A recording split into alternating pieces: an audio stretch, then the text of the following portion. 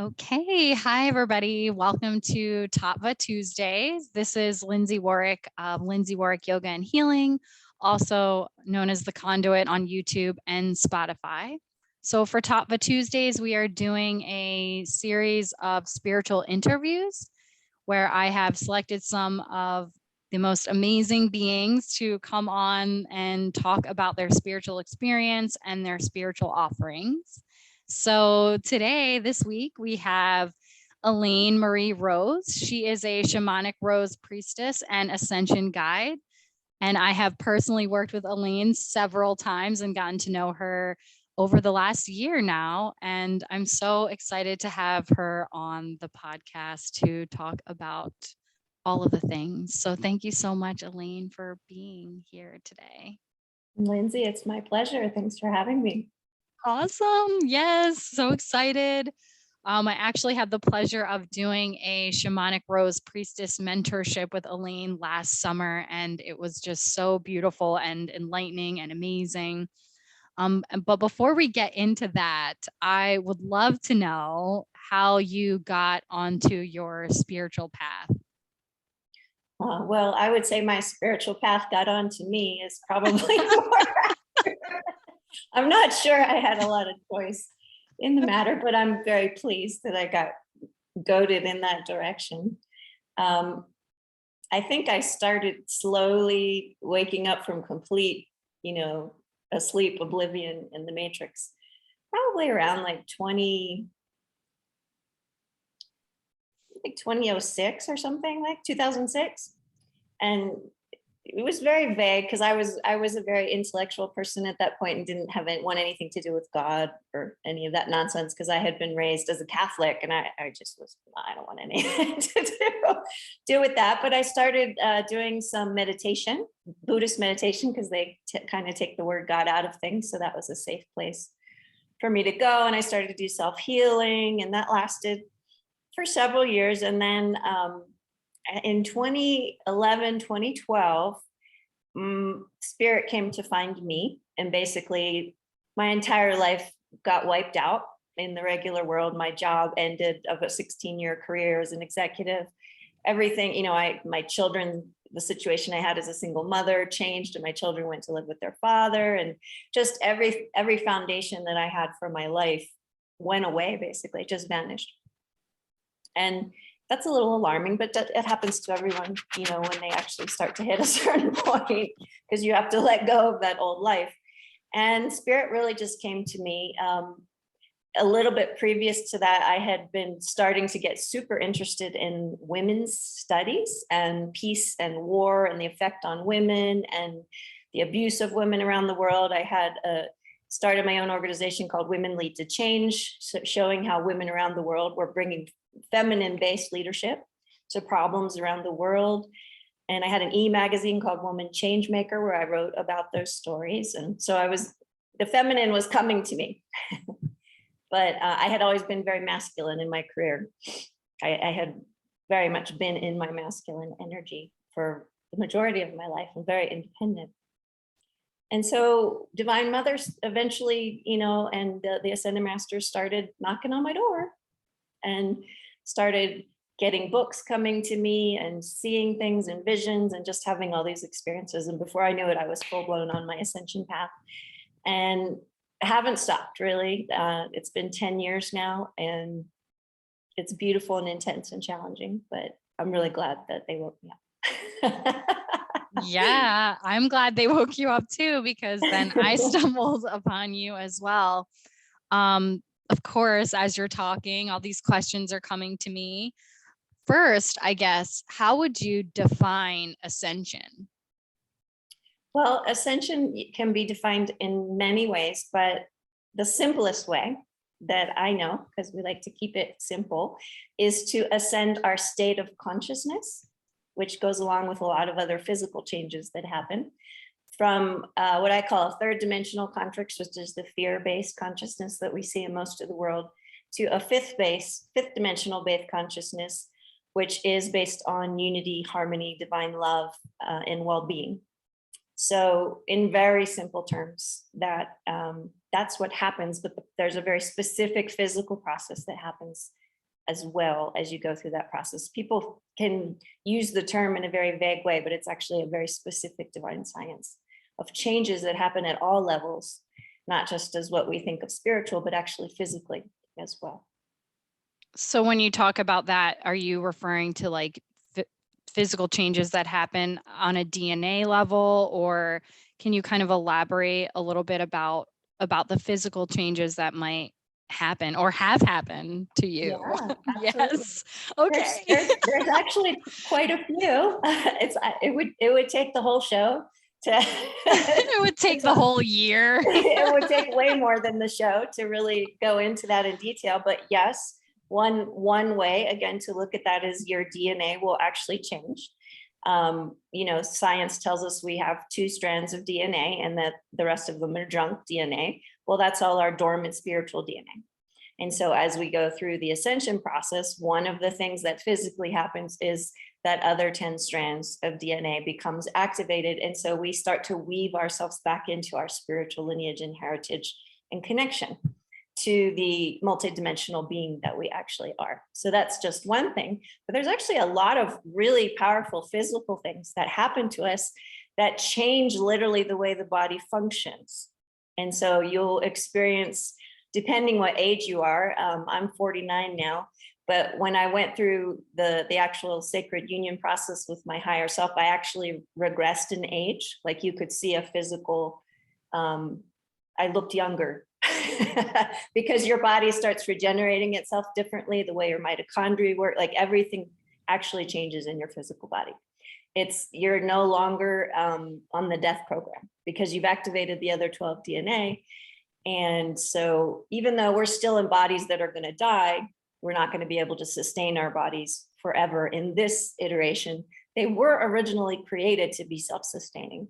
So a little bit of that technology comes back online now as we progress and the earth ascends more and more of that till eventually we will be able to keep our bodies indefinitely regenerated. I think that's so amazing. And when you were talking before, you mentioned about, okay, like the ascended masters came knocking on your door.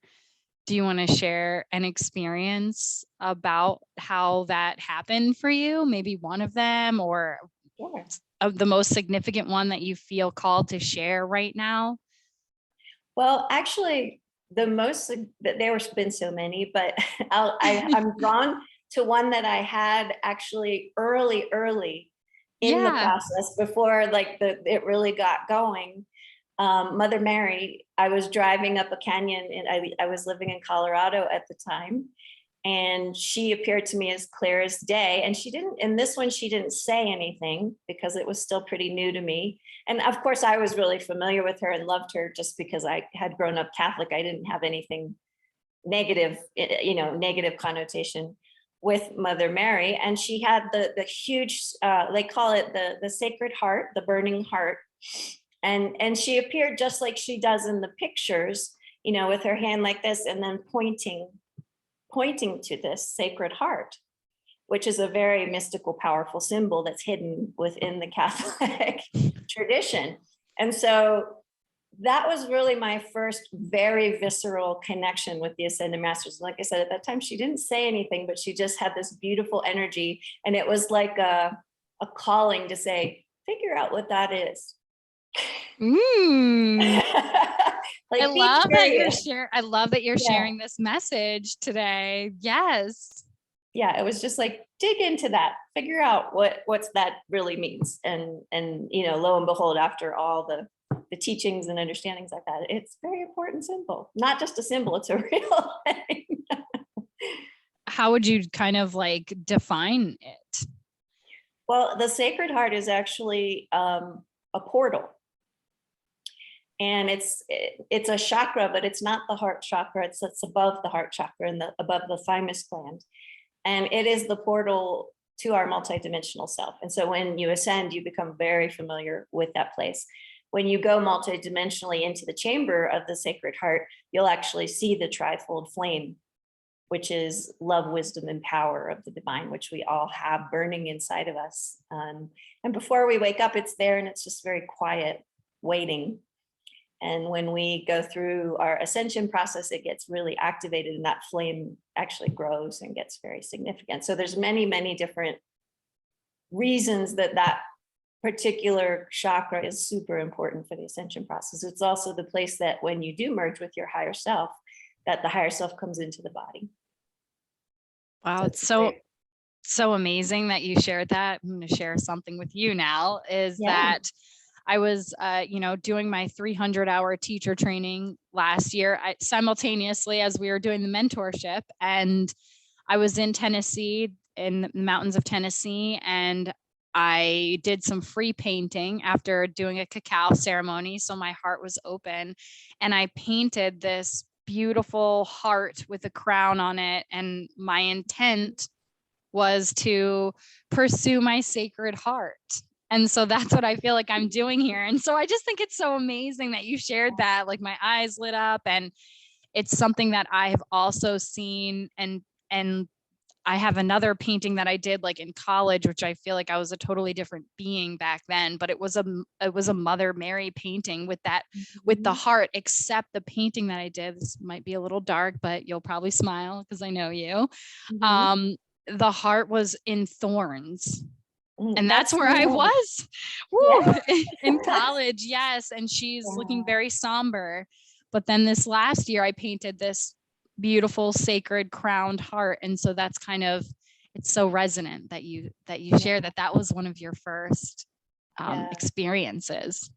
It's a powerful place. It connects us to all levels of our multidimensional self. So it's very, very important. and it's not surprising whether you were energetically feeling the thorns around the heart, but it's often on Jesus. It's actually the Sacred Heart, they call it, and the Immaculate Heart, they call it on Mary, but they're really the same thing. But there's his crown of thorns is usually depicted. So you may have seen that at some point and also picked up on that. I always love talking to you. We just laugh and smile, and I just love it. Yes, I definitely have seen some things on my spiritual path as well. So I also want to talk about how, I want to talk about your offerings for other people, because I have had some remote healing sessions with you, and they are amazing. And I don't think I've ever actually asked you how you're doing it, but I have experienced profound shifts after experiencing a remote healing session from you. So I'm just curious about how you actually do that, because it's just so magnificent. Well, it's something that by going through the ascension process and merging with my higher self, so that's my inner ascended master, and by raising my vibration up to that level, that gives me access now vibrationally to be in coherence with those higher dimensional realms where the masters are. So when I do a distance healing that you experienced, I come to get you energetically, and I take your energy bodies, and we go up into the master realms. And I actually am there as a conduit for you, the bridge that brings you there. But then I hand you over to my higher self and a council of masters and archangels and other beings that actually perform the healing. And I observe through the lens of my higher self who's participating. And I watch everything that each master is doing and what they're offering. And I think you've gotten the reports, and it's pretty beautiful, the sorts of things that happen. And then when they're complete, and there's some more specific things that we do to secure the space. It's a very, it's a beautiful and powerful sacred process of what happens. You're very safe in that space. And then when it's complete, I'm the conduit also to return and then ground that back into your physical body. And then most people will feel some effects either during it. They can feel energy or see color. Some people don't feel anything, or they just feel sleepy. A lot of people just pass out because the energy is really strong. And then if you don't experience anything during it, often people will feel a little soft or vulnerable or a variety of things afterwards. So I always say, you know, for the rest of the day, you need to drink a lot of water because it's in your physical body. And now the changes need, everything that we cleared needs to actually clear out of your physical body as well. So there's a release of that dross that goes out of the body. So it's an honor to actually, they're so beautiful. I'm just watching, really. They really are. They really are so, so beautiful. When did you start doing those? I think I've been doing those for about 3 or 4 years now, because I had to get my vibration up to the point that I could hold that energy and actually go into those dimensional spaces. And so, yeah, I think I was something like 3 or 4 years ago. I think they're amazing, and I highly recommend it to anybody that wants to experience it or feels in alignment with it or feels the call. Just, yes, the recaps that you provide to your clients, it is so beautiful. I've saved them all and just kind of looked at them from time to time. So really, really beautiful stuff. So it's interesting how we met, right, Elaine? So you were doing a dark and light side of sexuality course that I was enrolled in. And I just felt the call to your energy, but I thought that was a really profound program that you offered. Is there anything that you want to share about that? Yeah, I'm actually going to be offering that again, probably in the spring. Oh, well, what do you know? Yeah, because it was, people really loved it and it's really powerful. And the purpose of that was really to help people understand what sexual energy is in its full range of potential. And so that's why there was discussion of, well, what's the darkness within the sexual energy and how can it be used in that and understood in that context? And also what's the light or the sacred side of what sexual energy is and how can it be repurposed and used in accordance with what it was originally meant or how it was intended to be used, as we are sacred beings of spirit and body. And the Rose path, the path of Mary Magdalene or the Mary path, it has different ways, the path of the beloved, that's a big part of that path, is understanding the lineage of using our sacred sexuality in a way that also leads us to our ascension process, and using relationship with self and other as a catalyst for our spiritual path.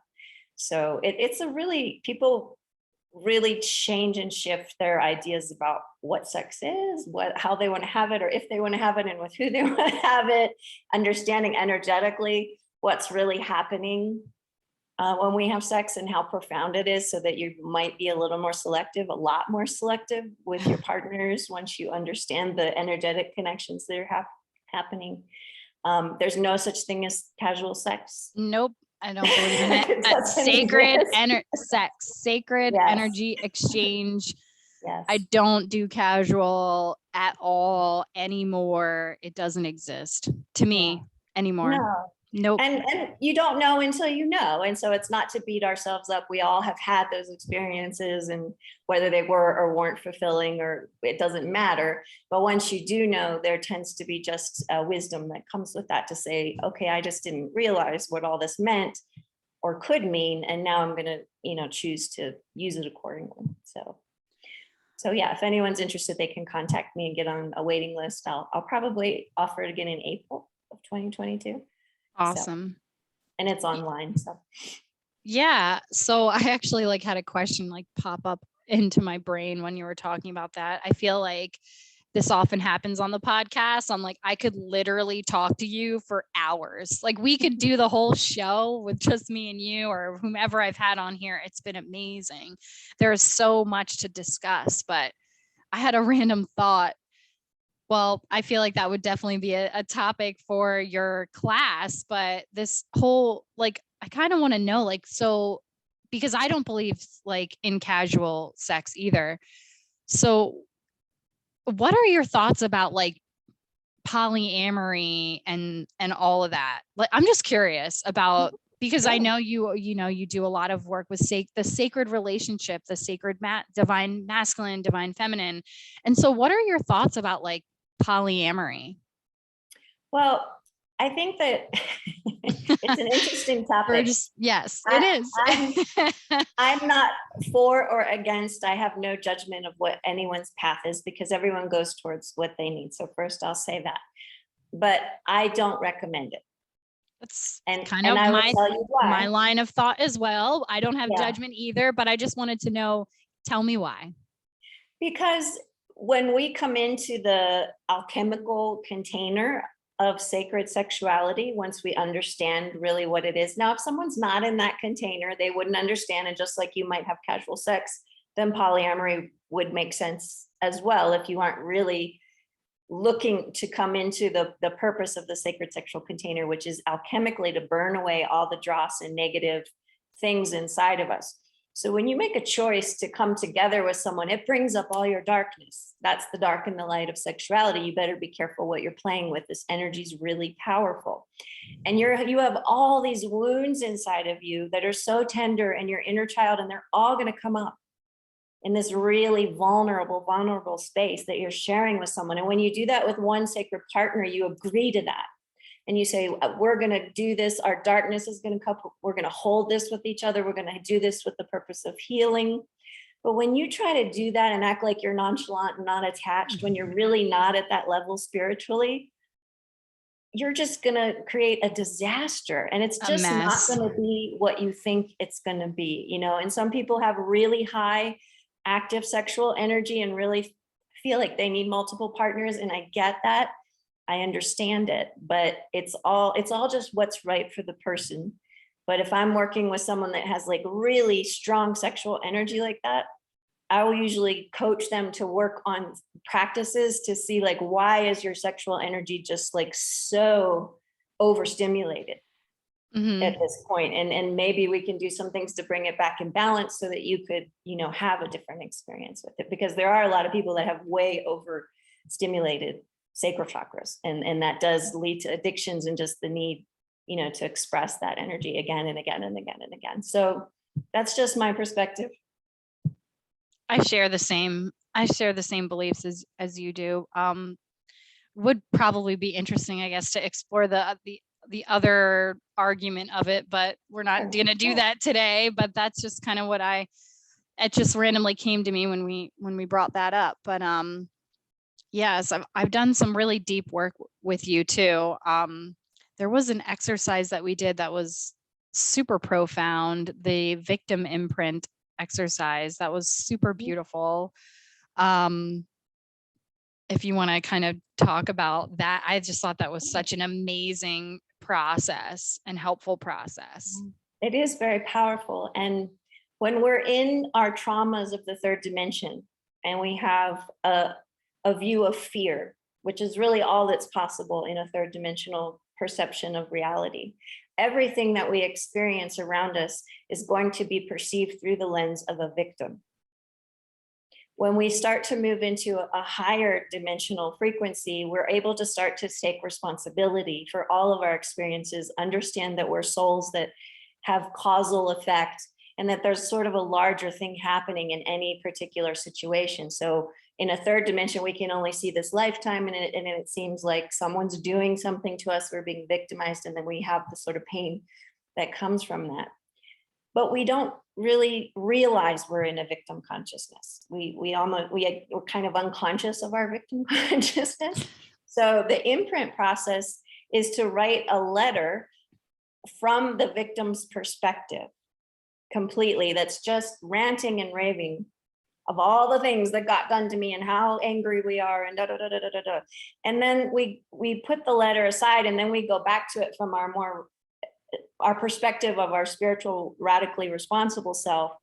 And we look at the messages that the victim is sending, what the victim is saying is being done to them. And then we look at a way to see it in reverse with responsibility, so that it sort of dissolves the pain of thinking this happened to me. And then it says, this happened to me, but I understand my part in all of it. And I understand now that I'm not stuck in it. And that now I can expand beyond that, and I can actually release it and heal myself from that pain. So it's just a process of putting the story in front of you, because you're telling it unconsciously all the time. And when I work with people, what I do is listen to their stories, and I can see their entire soul journey just by listening to their stories. Because all the stories we tell are the stories of our pain.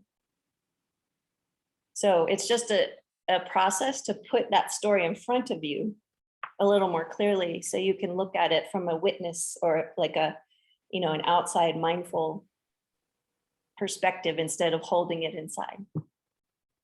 So I'm glad it was really helpful.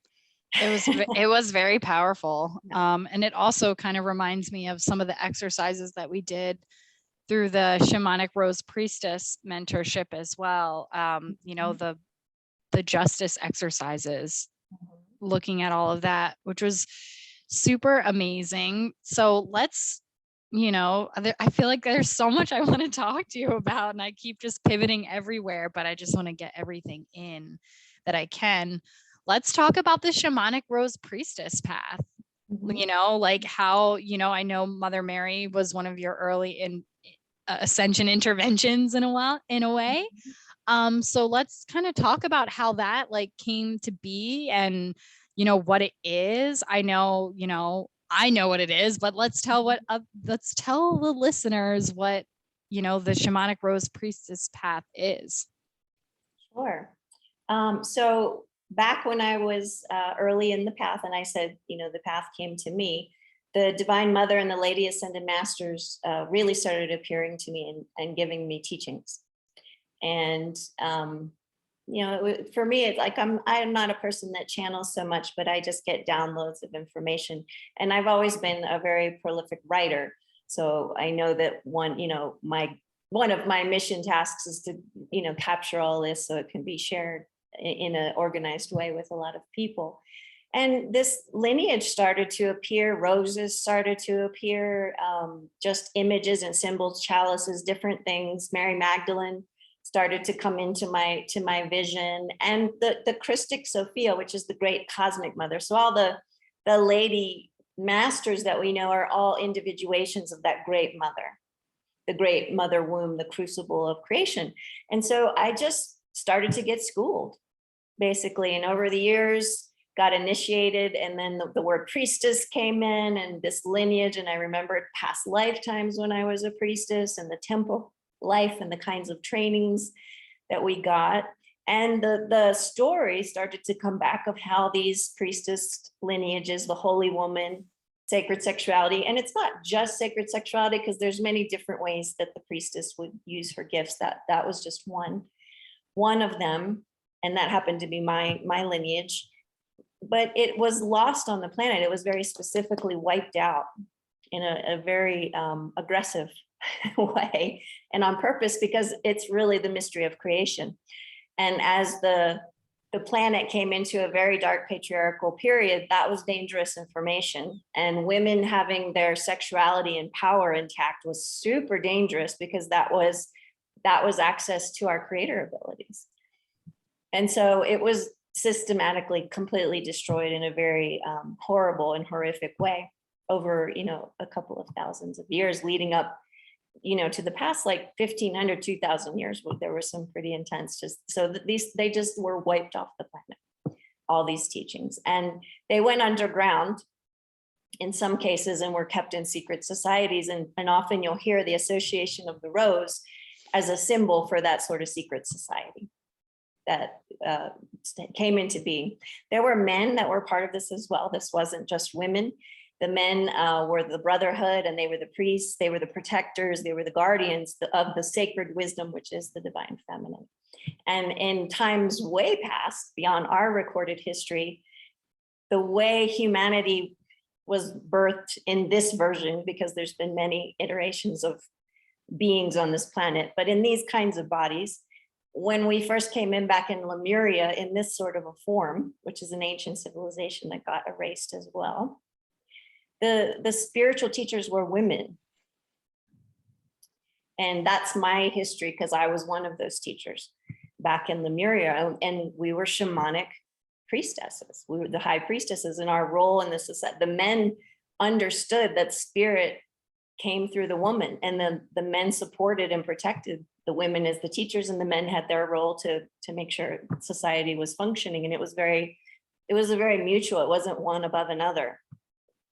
It was just a natural way of being, because in our feminine side is the connection to the soul spirit, and our masculine side is the structure of form and building the structure around that to create form. So at that time, in the beginning, those energies were really in balance, and everyone knew their role, and it wasn't one above another. But over time, Lemuria started to fall, and things started to fall apart. Consciousness started to lower, and then all kinds of distortions, leading then to Atlantis, which had the same sorts of distortions. Both of those civilizations were destroyed because of those distortions. And then we had to start over in the Dark Ages again after the Atlantis, about 13,000 years ago. And we see that as we see humanity creep back out of the darkness again. So these teachings have been around long time, taken many forms. There's not just one version of them, but all the teachings just came back. And the lady masters were all with me, and each of the masters would give me a certain version of the teachings based on her archetypal energy. And that originally became Wisdom of the Feminine Masters. My first journey through the 7 gates was the first place that I put that out, but then it morphed into this training, the Shamanic Rose Priestess. And I've actually expanded it since you've taken it now. So it's a full 6-month immersion into the Rose Priestess lineage and what the teachings of the 13 rose petal heart signify. And it's ascension path. It gets you very seated on your ascension path through the path of the wisdom of the divine love. So how is it different than how, I was taken through it? It's similar. It's just longer, and Okay. there's more, I added more to it. Ooh. especially around the sacred sexuality piece, and I added more around the ascension piece more specifically. So I just expanded it out a little further. And it also has a component of private work, so that the person will get some personal support in addition to it. So that's so beautiful. Question. Mm-hmm. Did you offer the mentorship before me? That was the first iteration of it in that version. Yeah. Wow. I feel so honored. I was like, all I remember was like, I feel drawn to you. I want to learn from you. What do we do? And you were like, well, we're going to do this. And then I like called in, Vanity as well, one of my best friends. And it was just an amazing experience. And I still like pop out those tools from time to time, and definitely feel more resonance and closeness with the Lady Masters. And it was also at the time that I discovered the Sophia code. So the Christic Sophia energy also resonated as well. Some of them are the same, right? The women of the goddesses of the Sophia code, and also the Rose Priestesses, right? Yeah, so it's the same lineage. It comes through slightly different, and different people bring it through, but it's all the same. Yeah, I know. Like I talk, that's why I'm literally doing this podcast. Like you mentioned the word conduit, like that's how I view myself as a spiritual being, having it in this meat sack, having a human experience, and just as the conduit, providing, just holding the space in the container and providing the messaging. And we talk about this. I've talked about this with a couple other guests. It's like, many rivers, one ocean. It's like all these different theologies or philosophies of God, source, spirit, all of it. And there's all the synchronicity and, similarity to it all. And that's why it's so beautiful, but it's amazing to hear everyone's different version and different story of the path. So I think that's amazing. I call it the universal curriculum. There's really only one curriculum, but there's like this big wheel that has all these spokes to it, and you can pick any spoke you want, but you're all going to the same place, which is the cosmic womb. So, so whether you take the divine feminine path or the Buddhist path, it doesn't matter, any true wisdom path. And there are some spiritual or religious, I should say, paths that started, with gnosis of understanding the full path, and then got changed quite significantly, so they're not the full path on purpose. But any wisdom tradition that's still in its truest form has the entire curriculum. It just calls different things. It has different names. It has different tools, but they're really all the same. So it's, you know, spirit knows how diverse we are, and it would be boring if there was only one way. It would be very boring. Back home. So there's lots of different ways, and I just recommend people go towards what they resonate with. Absolutely. And I love that. The universal curriculum. I love that. That's so great, because that's exactly like, you know, how I view it too.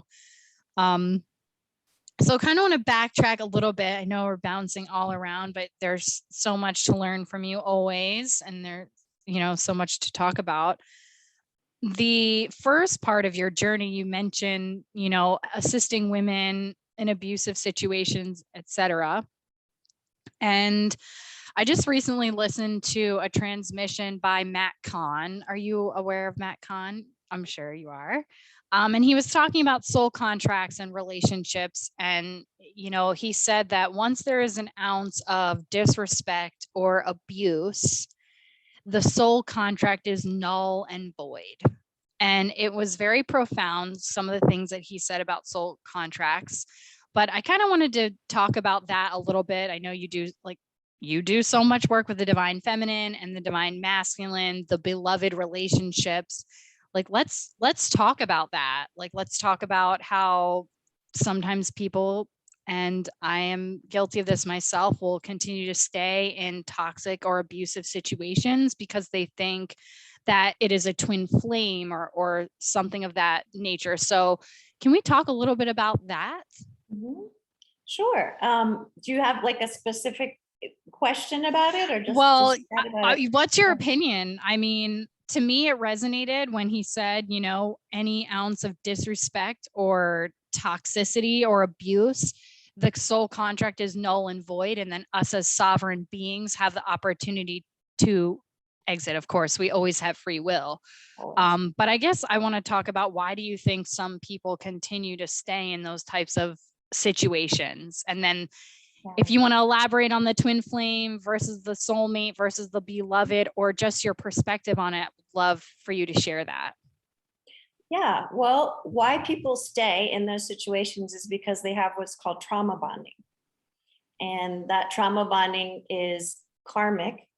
And karma is not a punishment, first of all. Some people have a misperception that karma is like punishing you for something, but it's not. Karma is a tool of learning and growth and evolution. And it's a tool of responsibility, that when we cause something in another lifetime and then we need to understand the reverse of the energy, then we'll be experiencing it. And often these soul contracts, as you say, are karmic contracts with soulmates, or because we have many, many, many soulmates, to play out different energies, to say, okay, I'm going to be the perpetrator this time, you're going to be the victim, and then we're going to switch. And because we need to learn what it feels like. But in a third dimensional form, there's all kinds of biochemical processes that cause attachments to things, and especially when it comes to the biochemical cocktail that happens around a romantic involvement. And so when that biochemical, like, you know, you can call it love addiction, because there actually is like something happens very similar to an addiction to anything else when we fall in love. When that gets combined with trauma, it's a very confusing signal. And so people become biophysically attached to the other person, but there's also a very strong energetic component to it. And it's called, you can call it entanglement or cohesion. And you can't see this energy unless, you know, some people have the clairvoyance to see it, but there's actually cording, fear-based cording that we have tied in, not just in one place, but it can be in multiple places that quantumly ties us back to that other person. The cording, you know, there's all kinds of things out there about cutting cords and removing cords, and that is important. But if you didn't heal the consciousness that caused the cording, the cord will grow back. So you have to actually change your state of consciousness and evolve beyond the trauma bond, which takes healing work, and until it's really going to go away. And that's very challenging. And a lot of that trauma bonding is also handed to us, not just karmically, but ancestrally. And so we've had these experiences with our mother, our grandmother, you know, the women, or on the father side, sexual abuse, all kinds of violence, different things. And so we also had it transferred into our energy body from the moment of conception, from our ancestral energetic lineage. So it shouldn't be, we don't want to beat ourselves up about the fact that we do tend to go back and cycle and do it a couple of times. There's some people, you know, their whole life and they don't break out of it. It's not easy to break out of it. And the most diligent beings that are really trying to heal spiritually still have a challenge breaking through this. It's one of the most difficult karmas to break. And that's why it's being played out so much in the realm of relationship right now, at the karmic partner level, at the soulmate level, at the twin flame level, because those old paradigms of the third dimensional, broken, fear-based, codependent, conditional love relationships need to be broken and completely removed from us, so that we can start to begin to create new models based not on love is control, but love is freedom and unconditionality. And that's a big journey, because we've been really stuck in those cycles for a long time. And I have found, if you don't have spiritual level tools, multidimensional tools, alchemical tools, in addition to just exercises to help you really shift your consciousness so that you have that aha moment where all of a sudden you see why you're in that cycle and why you haven't been able to let it go. And then you really do evolve out of it. But you don't get there till you get there. Unfortunately, there's not a shortcut. A healer can't fix this for you. A healer can cut the bond. They can help you. They can balance your energy. But if you have that consciousness in you, you just recreate it. Yeah, that kind of makes me think a little bit about like the vortex and like Abraham Hicks and like your vibration. Like, okay, like, so you can say like you want differently and you want to be out of it, right? But if your inner vibration is still vibrating at that other frequency, then you're still going to be attached to it. Is basically what I'm getting, right? It's exactly what you're saying. Yeah, and I think it's a shame to me. I don't disagree with the Vortex teachings, but I just think they're way simplified. It's way more complicated. Oh yeah, they are definitely simplified, and I think it's almost, you know, I love them for what they are, and this is kind of my philosophy on life in general: is take what you need and leave the rest.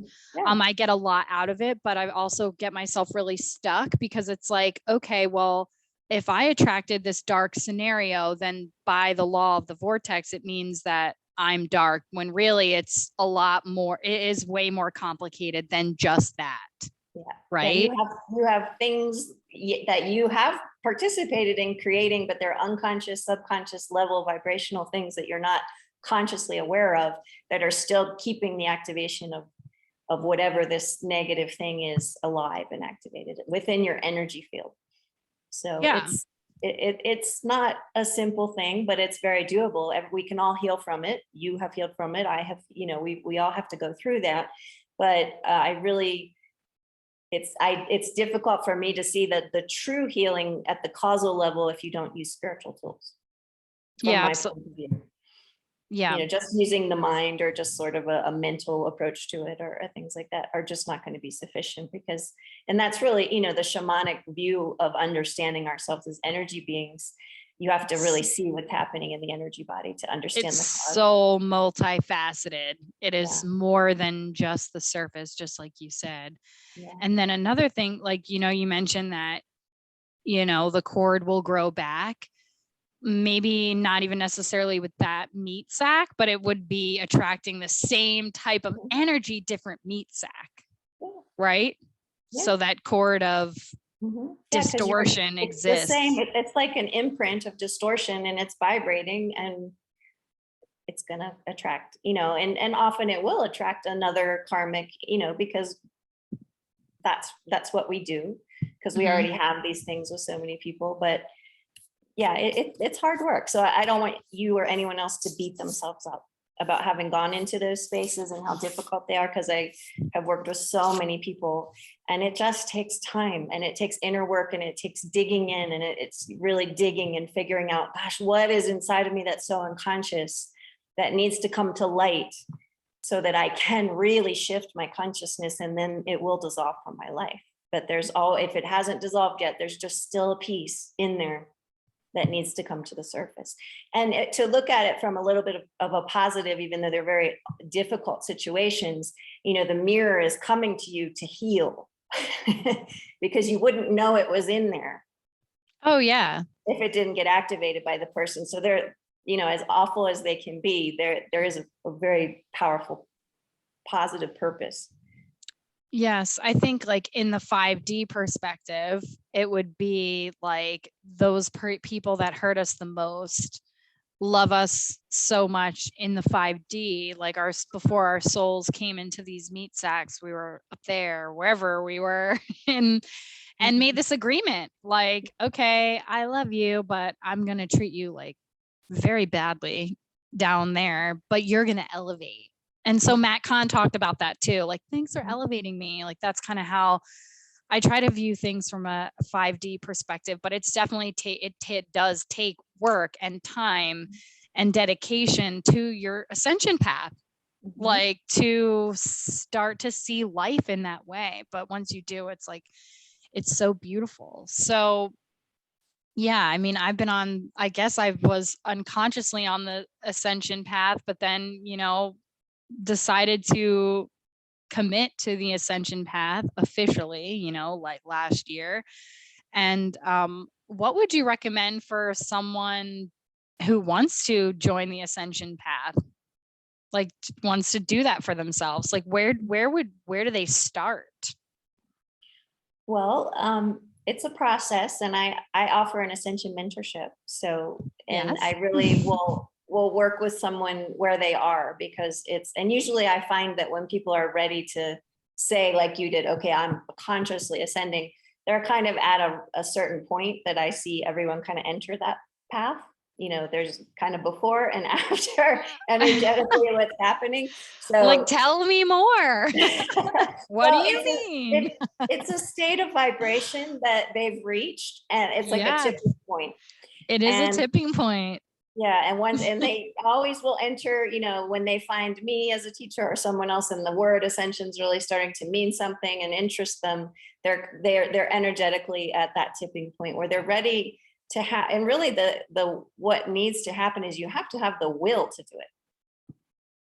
Because what happens prior to that tipping point is you see a lot of people out there that are really interested in spirituality and doing spiritual things and all the looking spiritual and sort of, spiritual materials. Wearing their light, but not being the light. Or not understanding what it means, really. Right. So true. It's not There's out that. Of trying to be bad people. They just haven't come across it yet at that level. And they're kind of looking at it and exploring it, but they haven't really. It's called the wide path and the narrow path. Mm-hmm. Many are on the wide path, kind of spinning around. And a lot of people will say, I've been on my spiritual path my whole life. And it's like, and where are you going? I don't know. What does that mean? I don't know. But I do these practices every day. And so the narrow path gets real specific and real concrete. It got real concrete for me. I'll say that when my intent was to ascend, and how can I continue to do that? And there were shifts, and there's been shifts continually shifting. Meeting you was definitely a pinnacle moment, and it's been just a beautiful journey, like getting to know you and working with you. And so I'm glad that you did a little pitch for yourself there. I was gonna throw that in because we're, almost nearing the end of our time together. But, what is the best way for people to contact you if they want to work with you? You can find me on Facebook or Instagram as Elaine Marie Rose, or Elaine Marie Rose Priestess on Instagram. And my website is called pathofholing.com. And I think Lindsay will have that in some of the graphics for the yes, interview. I will. So you can contact me through any of those three ways. Yes. Well, Is there any, so we're coming up on Valentine's Day, right? Blah, blah, blah. Anyways, is there anything that you feel called to share, like just to the divine feminine, divine masculine? We're in this, month of love coming up on Valentine's Day. You do a lot of discussions around the beloved. Do you have like a little final message for us? Well, I will say that 2022 is the year of union. Okay. And we've been in a major Venus event since November, and we had a really big Venus retrograde that was breaking all of those old paradigm relationships. And we have an incredibly supportive astrological alignment of Venus and Mars coming together in Capricorn from the 2 days after Valentine's Day on the 16th until the middle of March, or the first week in March. So the energetics of the new paradigm of relationship, sacred relationship, the divine masculine, the divine feminine, are everywhere. They're very supportive. And if you feel called to use a sacred relationship as a path to awaken, it's a beautiful, beautiful path. And I'd be really happy to assist anyone that felt like they wanted to come onto that path. But it's, we have a lot of romantic ideas about love, and a lot of that path can shatter some of that and understand that human love is not actually love. And we've all experienced conditional attachment for a really long time and called it love. And now we have to experience unconditional love as freedom, so that we're not trying to control the other person into getting our needs met. And we need to understand that sometimes when we're infatuated or feeling in love with someone, that if we dig deeper, that's actually not love. Right. Actually, it's a basic fear of needing to have our needs met and get something. So we just need to mature into our divine feminine and our divine masculine and balance our inner polarities of the feminine and the masculine. And we can all ascend up into this new experience with the new earth and be the divine masculine and the divine feminine. But we have to do our work. We have to take that radical responsibility and not just dream about it in this idealized way, but then not do the work to really bring it into the reality, to bring it into the material world, to heal the self, so that you could actually meet that divine masculine energetically. Like today, if you think about, oh, I want this perfect soulmate or twin to come to me, are you ready? Right. Really? To meet that, to receive that? And if they're not showing up, likely it's because you're not. And it's okay. That it's not that we need to be perfect, but we need to do the self work I call it becoming the beloved. Yes, I love it. And I love, what you said, it's also like love is spacious and obsession is just love in a masquerade, in a mask. That's not real. That's not love. The control, the possession, the abuse, that's not nothing love. to do with love. Nothing. Love is unconditional and it is freedom. So thank you so much for such a beautiful talk. I feel like I could talk to you forever.